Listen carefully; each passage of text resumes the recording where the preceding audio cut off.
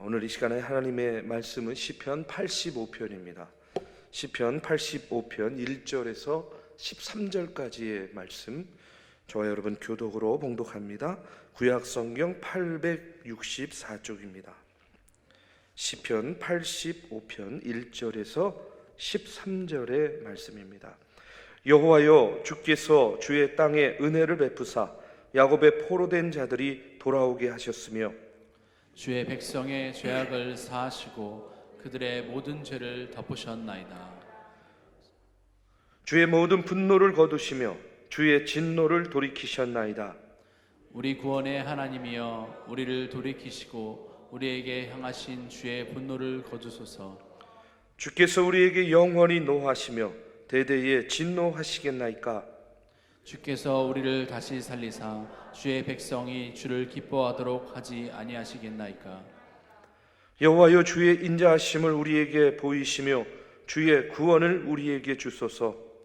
내가 하나님 여호와께서 하실 말씀을 들으리니 무릇 그의 백성 그의 성도들에게 화평을 말씀하실 것이라.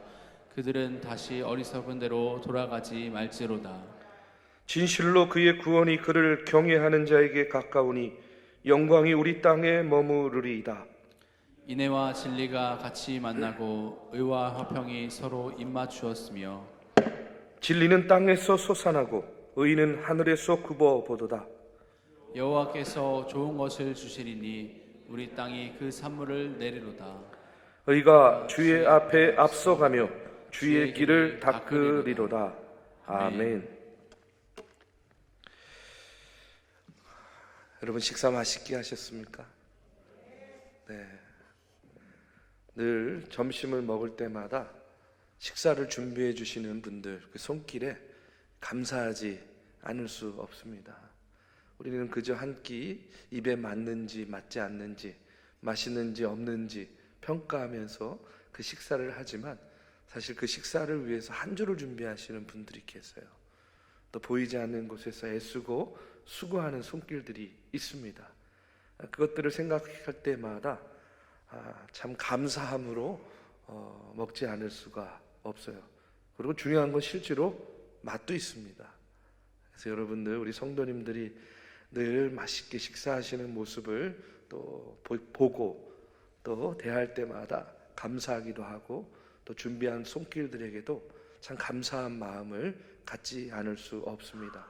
늘 언제나 누군가의 헌신을 통해서 우리가 편안함을 누리고 또 유익함을 누리는 것임을 우리가 늘 잊지 않고 늘 감사하면서 또 믿음의 생활을 경주하시기를 주님의 이름으로 축복합니다. 죄송합니다. 구원 이후의 삶이 중요합니다. 오늘 이 제목을 가지고 하나님의 말씀을 나눕니다. 여러분, 그 구원받았음을 여러분 믿으십니까? 우리는요, 구원받았어요. 구원받은 삶을 우리는 지금 누리고 있는 줄로 믿습니다. 그렇기 때문에 우리의 삶은 구원 이후의 삶이 되는 거예요. 그렇죠? 이 구원 이후의 삶이 왜 중요한지가 참 중요합니다. 그래서 오늘 이 시간에는요, 시편 85편의 말씀을 가지고 오늘 구원받은 백성으로 살아가고 있지만 구원받은 백성으로서의 삶을 우리가 어떻게 살아가야 되는가 하는 것을 또 말씀을 통해서 나누고자 합니다. 오늘 우리가 읽은 본문 시편 85편의 말씀은 하나님께 범죄하였다가 이스라엘이요 바벨론 포로로 끌려가게 되죠. 그리고 이스라엘 백성들이 다시 하나님의 은혜로 죄사함을 받고 그들이 예루살렘으로 돌아오게 됩니다. 그 예루살렘으로 이스라엘 백성들이 돌아왔을 때 드렸던 기도가 바로 오늘 이 시편 85편의 말씀이에요. 여러분, 기억하셔야 됩니다. 이스라엘이 죄로 인해서 포로가 됐어요. 나라를 잃고. 그 다음에 포로 생활에서 이제 돌아왔어요. 예루살렘으로 돌아와서 지금 드리는 기도인데, 먼저 앞에 있는 1절에서 3절의 말씀에 보면 이들이요 구원의 하나님께 감사함으로 기도하는 것을 보게 돼요. 여호와여, 주께서 주의 땅에 은혜를 베푸사 야곱의 포로된 자들이 돌아오게 하셨으며 주의 백성의 죄악을 사하시고 그들의 모든 죄를 덮으셨나이다. 주의 모든 분노를 거두시며 주의 진노를 돌이키셨나이다. 여호와 하나님 참으로 감사합니다 하는 이 감사의 고백으로 시작이 됩니다. 그런데 이렇게 감사의 기도를 드리는가 싶었는데 이어지는 4절의 말씀에 보니까 약간 분위기가 바뀌어요. 어떻게 바뀌냐면 우리 구원의 하나님이여 우리를 돌이키시고 우리에게 향하신 주의 분노를 거두소서, 이렇게 기도해요. 지금요, 감사에서 4절에 이르러서는요 애통한 간구로 바뀌는 것을 보게 돼요. 제발 하나님 우리에게 분노를 거둬주세요 하고 이렇게 또 기도한단 말입니다. 아니, 구원해 주셨는데 이 말씀에 보면 구원의 하나님 다시 돌아와 주세요, 우리를 다시 돌이켜 주세요, 또 이렇게 기도를 한단 말이죠. 우리에게 품으신 진노를 풀어주세요, 또 이렇게 이야기해요. 구원해 주셨는데 아니 진노를 풀지 않았다는 말은 또 무슨 말입니까? 그리고 7절에서는요 아예 다시 구원을 베풀어 달라 이렇게 기도합니다. 여호와여, 주의 인자하심을 우리에게 보이시며 주의 구원을 우리에게 주소서. 지금 뭐라고 그랬어요? 앞에 분명히 바벨론 포로된 이스라엘 백성들이 구원받고 예루살렘으로 돌아와서 드리는 기도라고 이야기했어요. 아니, 포로된 자에서 이제 구원받고 해방의 기쁨을 맞이한 것처럼 이제 자신들의 고향 땅에 돌아왔는데 왜 이스라엘이 이와 같이 기도하는 걸까? 왜 시편 기자는 이와 같이 간구하는 것일까? 여러분, 이스라엘 백성들은요 포로되었을 때에 포로 생활에서만 벗어날 수 있다면, 우리가 우리의 고향 땅으로 돌아갈 수만 있다면 더 이상 소원이 없다 하는 그런 마음이었어요. 그런데 돌아와 보니까 용서받고 구원받은 것이 전부가 아니다 하는 것을 그들이 깨닫게 된 겁니다. 포로 생활에서는 돌아왔지만 하나님이 함께 하신다라는 그런 증거가 잘 보이지를 않고 느껴지지가 않는 거예요. 무슨 얘기인지 아시겠습니까? 하나님이 함께 하심의 증거가 잘 보이지 않고 잘 느껴지지 않으니까 확신이 없어진 거예요. 구원에 대한 확신이. 그러니까 하나님 진노를 풀어주세요, 다시 돌아와 주세요, 우리를 구원해 주세요. 아니, 구원해 줬더니, 구원해 줬는데, 구원 받았는데 또 구원해 달라라고 이렇게 기도하고 있는 거예요. 여러분, 함께 하심의 증거, 하나님이 나와 함께 하심의 증거가 그렇기 때문에 참 중요합니다. 오늘 우리의 믿음이 더욱더 자라고 성장하고 오늘 우리의 믿음이 흔들리지 않고 확신 가운데 서기 위해서는 오늘 우리의 삶 가운데에도 뭐가 있어야 돼요? 증거가 있어야 돼요. 그러면 더욱더 확신할 수 있다 하는 그런 이야기예요.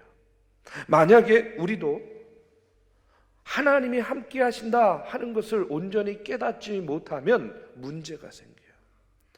이 앞전에 이스라엘 백성들 아주 처음부터 그랬습니다. 여러분 잘 아시겠지만 모세가 시내산에 하나님의 율법을 받으러 올라갔을 때에 여러분 산 아래에 있는 이스라엘 백성들에게는요 바로 자신들과 하나님이 함께 하신다라는 그 믿음의 확신이 부족했어요.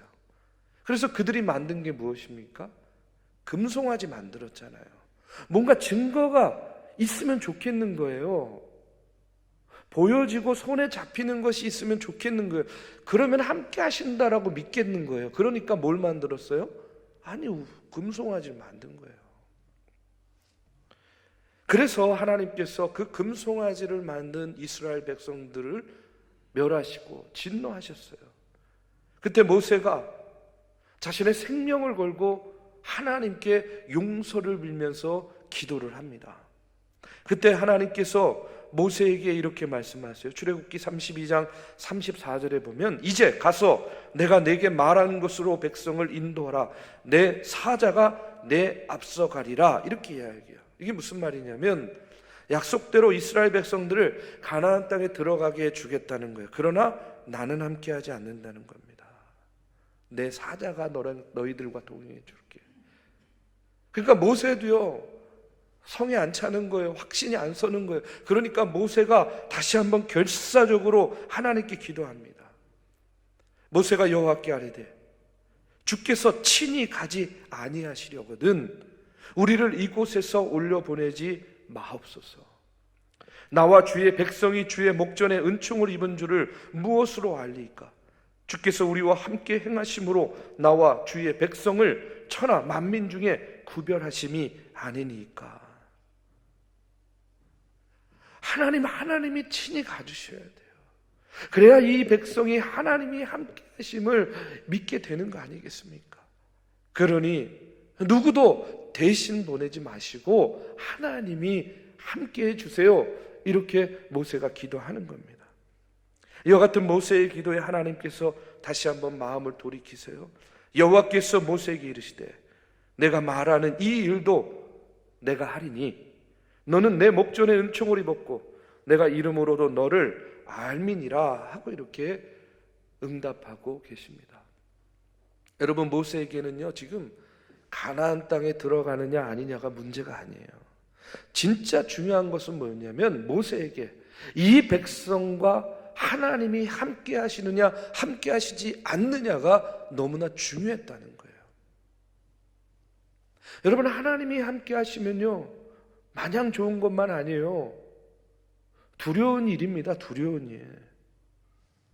출애굽기 33장 3절에 보면 너희를 젖과 꿀이 흐르는 땅에 이르게 하려니와 나는 너희와 함께 올라가지 아니하리니 너희는 목이 곧은 백성인즉 내가 길에서 너희를 진멸할까 염려함이니라 하시니 이렇게 이야기해요. 하나님이 함께 하시면서 이스라엘 백성을 보니까 이 백성이 목이 굳은 백성인 거예요. 그러니까 어떻게 돼요? 벌하겠다라고 이야기하죠. 함께 하면요 늘 어떻게 해야 돼요? 의식해야 되잖아요. 신경 써야 되잖아요. 실제로 하나님께서 함께 하심으로 이스라엘 백성들이 광야에서 40년 동안 연단받은 거 아니겠습니까? 그런데 여러분, 중요한 것은요 함께 하셨기 때문에 다행이었던 거예요. 왜냐하면 하나님이 함께 하셨기 때문에 진정 그들이 구원을 받을 수 있었고 그 광야에 40년을 버틸 수 있었고 결국 그들이 가나안 땅에 들어갈 수 있었고 또 그 이후에도 포로된 자에서 해방을 얻고 다시 구원의 그 기쁨을 맛볼 수가 있었다는 그런 이야기입니다.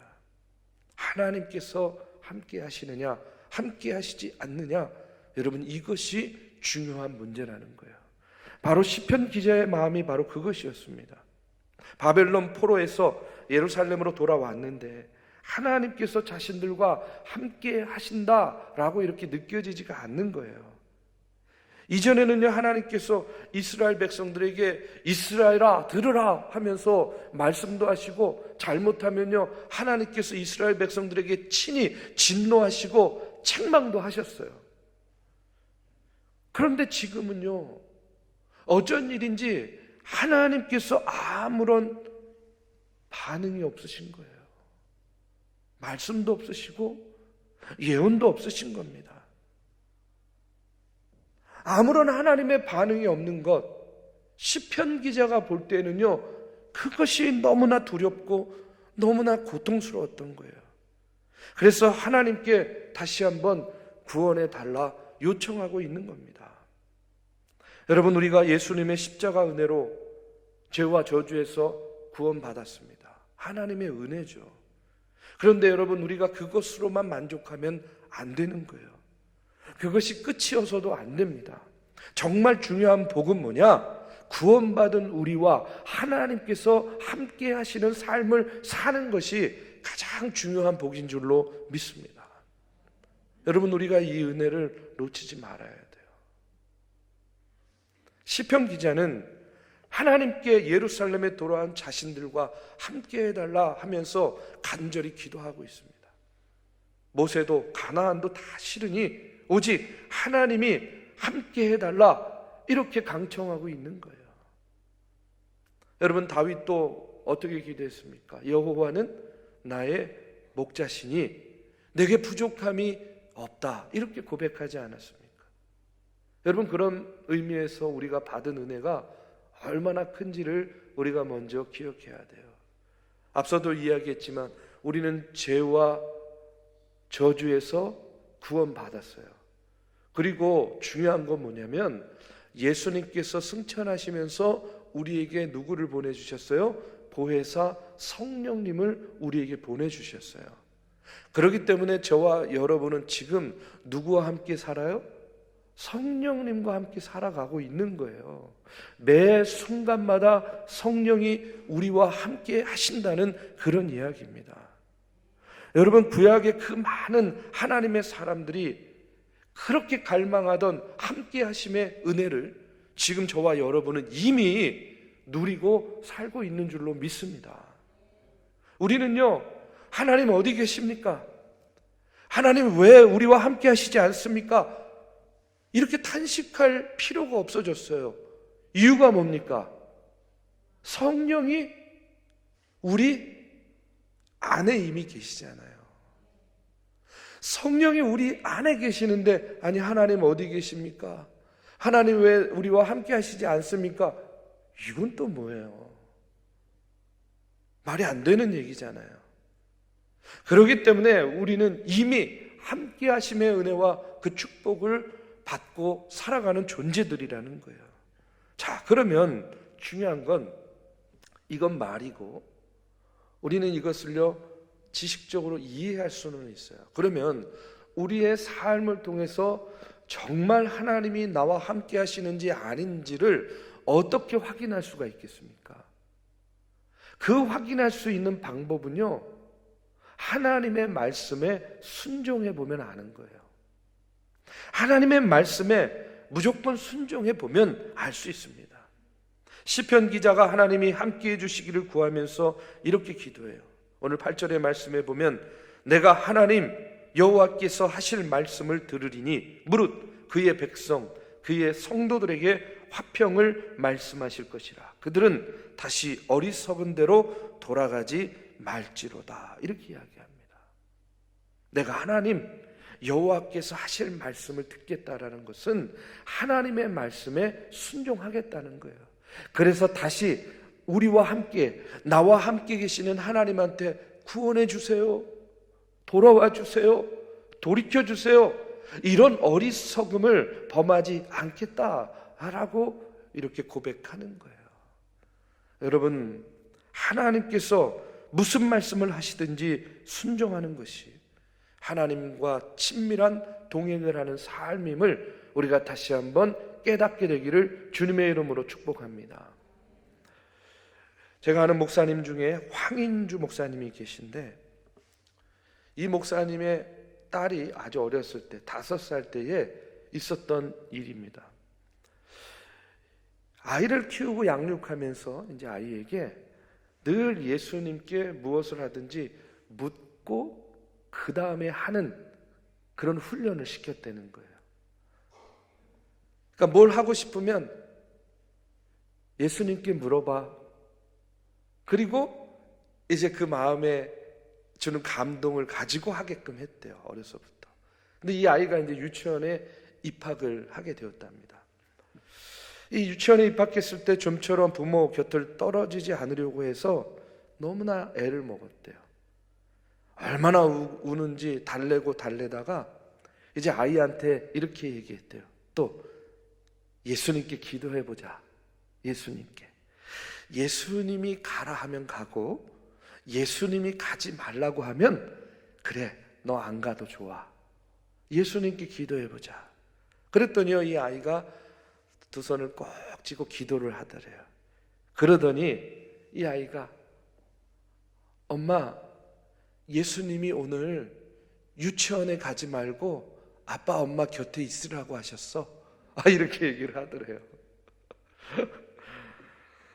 아니 예수님이 그렇게 말하실 리가 없을 텐데, 이제 부모 입장에서는 마음으로는 그렇게 생각을 하지만 얘기했잖아요, 그렇죠?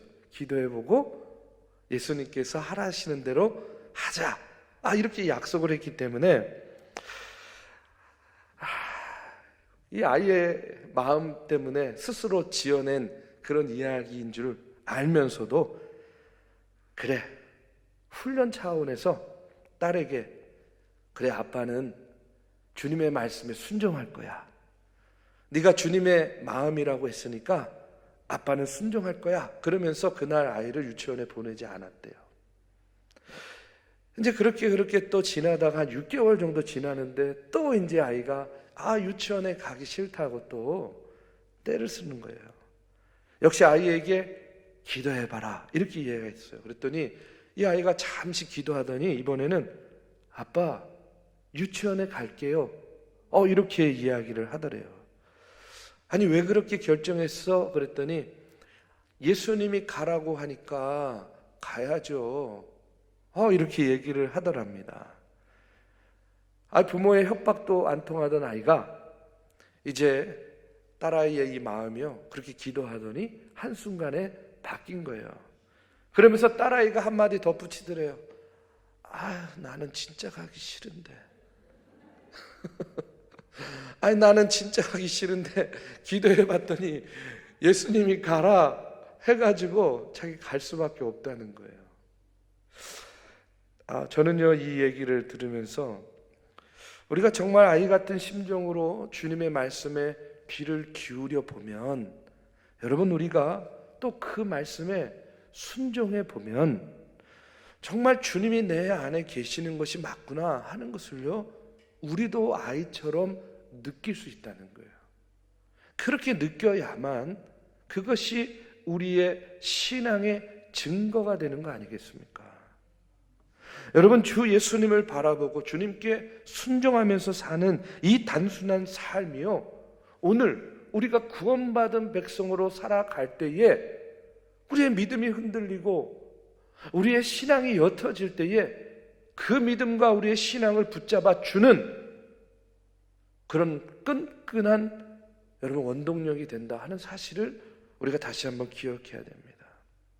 이제 시편 기자는요, 자신이 꿈꾸는 하나님이 함께 하시는 증거가 있는 나라는 어떤 것인가에 대해서 이어서 기도하고 있어요. 10절에서 13절에 보니까 인애와 진리가 같이 만나고 의와 화평이 서로 입맞추었으며 진리는 땅에서 솟아나고 의는 하늘에서 굽어보도다. 여호와께서 좋은 것을 주시리니 우리 땅이 그 산물을 내리로다. 의가 주의 앞에 앞서가며 주의 길을 닦으리로다. 여러분, 얼마나 아름다운 고백입니까? 저는요, 이것이 우리를 향한 하나님의 계획이다, 저는 그렇게 믿어요.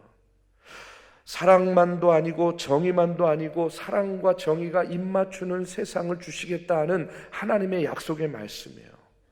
여러분, 정말 이런 세상이 올 수 있는가? 인간의 손에만 맡기면 이런 세상이 오기 힘들죠. 왜 그러냐? 여러분, 사랑과 진실, 정의, 화평, 다 이런 것들은요, 누구에게 속한 것이냐면 예수 그리스도께 속한 것이기 때문에 그렇습니다. 여러분, 사랑이 뭐냐? 간단히 대답하면 예수님 그 자체가 사랑 아닙니까? 여러분, 사랑이 뭐죠? 눈물의 씨앗입니까? 여러분, 사랑은요, 우리가 간단히 이야기하면 예수님 그 자체가 바로 사랑이에요. 믿으십니까? 예수님 그 자체가 사랑이에요. 여러분, 진실이 무엇입니까? 예수님의 말씀이 진실이에요. 여러분, 평화가 무엇입니까? 예수님이 이 땅에 주시기 원하셨던 것이 바로 평화입니다. 그것을 위해서 예수님께서 이 땅에 오신 것이죠. 예수님을 정말 우리가 마음의 왕으로 모시고 예수님을 바라보면서 살면, 여러분, 사람들은요, 그런 우리를 보고 뭘 보냐면 사랑을 보는 거예요. 정의를 보는 거예요. 진리를 보는 겁니다. 그리고 화평을 누릴 수 있는 거예요. 그런데 중요한 건 뭐냐, 안타까운 건 뭐냐면, 이렇게 예수님을 모시고 살면서도 우리는 이런 사랑이 넘치고 정의가 있고 진실하고 아름답고 화평한 이런 세상에 대해서 우리 스스로가 너무나 낯설어 한다는 것이 문제예요. 여러분, 한국 교회의 위기를 이야기하는데, 한국 교회의 위기는요, 몇몇의 목회자 때문이 아닙니다. 몇몇의 성도 때문에 오는 것이 아니에요. 한국 교회의 위기는 교회의 성도들 대부분의 그리스도인들의 삶에 하나님의 함께하심의 증거가 잘 보이지 않기 때문에 한국 교회의 위기가 오는 거예요. 여러분, 한번 생각해 보십시오. 제가요, 여러분의 집에 가서 산다고 한번 생각해 보세요. 생각하기도 싫으시죠? 예? 오는 것도 거북스러운데, 아니, 와서 살면 어떡하겠습니까? 그냥 생각만 해보자는 거예요. 그냥 예를 들어서. 아니, 제가 만약에 여러분의 집에 가서 산다고 그러면, 여러분의 생활과 삶에 얼마나 큰 변화가 있겠어요? 그렇지 않겠습니까? 누구를 의식하니까? 저를 의식할 테니까. 그렇다면 여러분, 주님이 지금 내 안에 살고 계세요. 그러면 우리의 삶이 어떻게 바뀌지 않을 수가 있겠냐는 거예요. 한번 상상해 보십시오. 이 나라의 그리스도인들이 죄사함을 받았을 뿐만 아니라 원수도 사랑하는 사람이라면 지옥에 갈 수밖에 없었던 죄인이었다고 내가 나를 믿으니 나 같은 죄인이 누구를 정죄할 수 있겠어? 라고 생각한다면, 하나님의 사랑을 믿기 때문에 너무 세상 염려와 걱정 때문에 시간을 낭비하지 않는다고 한번 생각해 보세요. 예수님께서 내 마음에 임하시고 내 마음 가운데 함께 살기 때문에 나는 이제 더 이상 죄의 종노릇하지 않고 내 안에 계시는 주님의 종노릇하는 삶을 산다. 한번 생각해 보십시오. 우리가 영원한 하나님 나라가 있음을 믿기 때문에 지금 이 땅에서의 당하는 고난도 축복입니다. 이렇게 고백할 수 있다면, 예수님을 믿은 다음에 내 삶의 진정한 행복은 주님 한 분이면 족합니다. 여러분, 이렇게 우리가 고백할 수 있다면, 예수님이 가정의 주인이시니까 가정이 천국이 되었다라고 고백할 수 있다면, 여러분, 이 나라와 이 민족 가운데, 우리의 교회 가운데, 우리의 삶 가운데 얼마나 놀라운 변화가 있겠냐는 거예요. 로마서 8장 12절에서 바울은요, 이렇게 고백합니다. 그러므로 형제들아, 우리가 빚진 자로 돼 육신에게 져서 육신대로 살 것이 아니니라. 너희가 육신대로 살면 반드시 죽을 것이로되 영으로서 몸의 행실을 죽이면 살리니 무릇 하나님의 영으로 인도함을 받은 사람은 곧 하나님의 아들이라. 여러분, 우리는요, 육신에 져서 육신대로 살지 않고 하나님의 영을 따라 살아야 되는 존재들임을 여러분 기억하시기 바랍니다. 육신대로 살면 반드시 죽을 것이라고 이야기했어요. 여러분, 얼마나 심각한 문제예요. 그렇기 때문에 구원받은 이후의 삶이 중요하다 하는 사실을 우리가 기억해야 돼요. 구원받은 이후에도 우리가 육신대로 살면 안 됩니다. 하나님이 함께 하심을 믿고 우리의 삶 가운데, 우리의 신앙 가운데 함께 하심의 증거가 나타나야 된다는 거예요. 여러분, 한국 교회의 부흥은요, 1903년도 하디 선교사의 회개, 그리고 1907년도 길선주 장로의 회개로부터 시작되었다라고 이야기합니다. 이 하디 선교사는요, 자신의 능력과 열심대로 전도하면 될 줄 알았어요. 근데 그가 깨졌습니다. 그게 아니구나 하는 것을 깨닫게 되었어요. 그리고 회개하였습니다. 오직 성령을 의지하지 못했던 것, 그리고 은근히 자기가 백인이며 의사라는 것 때문에 이 조선 땅에 와서 복음을 전하면서도 교만한 마음을 갖고 있었던 것, 한국인들을 무시했던 것, 이런 것들을 고백하면서 그가 회개했어요. 자신의 이런 죄 때문에 전도도 안 되고 한국 교회가 부흥하지 못했음을 이 하디 선교사가 울면서 회개했어요. 여러분 잘 아시는 길선주 장로님은요, 친구가 맡긴 유산 중에서 절반인 100원을 가로챘다 하는 것을 고백했습니다. 저는 악원과 같은 죄인입니다. 제 죄 때문에 한국 교회가 축복을 받지 못하고 있습니다. 그때 모든 성도들 모두는요, 그와 같은 죄의 고백을 들으면서 자기들도 가슴을 치고 일어나면서 나도 죄인입니다. 나도 죄를 지었습니다. 이러면서 자신들의 죄를 회개하기 시작했습니다. 나는 아무개를 미워했습니다. 나는 아무개를 시기했습니다. 나는 도둑질했습니다. 나는 음행과 간음을 저질렀습니다. 여러분, 그들의 회개는요, 구원의 문제가 아니었습니다. 바로 자신의 삶 속에서 하나님이 함께 하심의 그 증거가 이제까지 없었던 것을 그들이 회개했던 거예요. 이렇게 이 땅에 부흥이 오기 시작했던 거예요.